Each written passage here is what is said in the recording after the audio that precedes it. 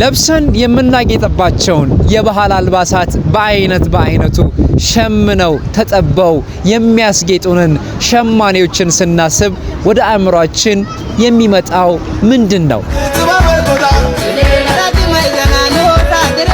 በተለይ ደግሞ በመዲናችን አዲስ አበባ ሸማኔዎችን ስናስብ ወደ አእምሯችን የሚመጣ አንድ አካባቢ አለ። ይሄም ሽሮ ሜዳ ነው።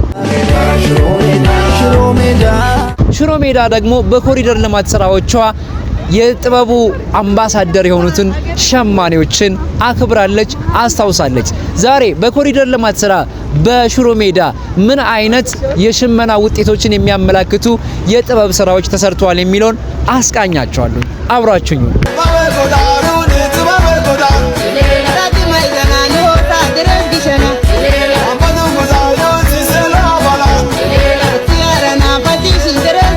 በኢትዮጵያ የሽመና ስራ ፊት አውራሪዎች ጋሞዎች እንደሆኑ ታሪክ ይናገራል። የጋሞዎች የሽመና ስራ በስፋት መታወቅ የጀመረው በ1890ዎቹ በአፄ ምኒልክ ዘመነ መንግስት እንደሆነ ይነገራል። የጋሞ ህዝብ የሽመና ስራን በአቅራቢያው ከሚያገኛቸው ግብዓቶች ለምሳሌ ጥጥ፣ የራሱን ቀለም ለማቅለም ቅጠላቅጠሎችን ይጠቀም እንደነበረም ይነገራል። የሽመና ስራ ብዙ ሂደቶችን አልፎ ነው እንግዲህ ውጤታማ የሚሆነው። ይሄ ከጀርባ የምትመለከቱት እንዝርት ነው። እናቶቻችን ጥጥ ፈትለው የተፈተለውን ጥጥ በዚህ እንዝርት አማካኝነት ነው የሚያሾሩት። እናቶች እጅግ የሚሞቁን ቡልኮና ሌሎች የክት አልባሳትን ለማዘጋጀት ጥጥ ፈትለው እንዝርት አሹረው ለሸማኔው ያቀርባሉ።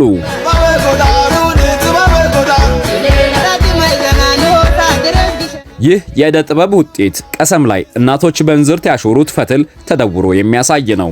ሸማኔው ቡልኮና ሌሎች አልባሳትን በዚህ ግብዓት ይሸምናል። በሽሮ ሜዳ ላይ የተሰራው ስራ እጅግ በጣም ትርጉም ያለው ስራ ነው። የሽመናው ጥበብ ባለቤት የሆነውን በተለይ ደግሞ የጋሞ ማህበረሰብን ህዝብን ያከበረ ስራ እዚህ ተሰርቷል። እዚህ መታችሁ ማስታወሻዎችንም ማስቀረት ትችላላችሁ። አዲስ አበባ በኮሪደር ልማት ስራ ወደ ሌላ ምዕራፍ ተሸጋግራለች።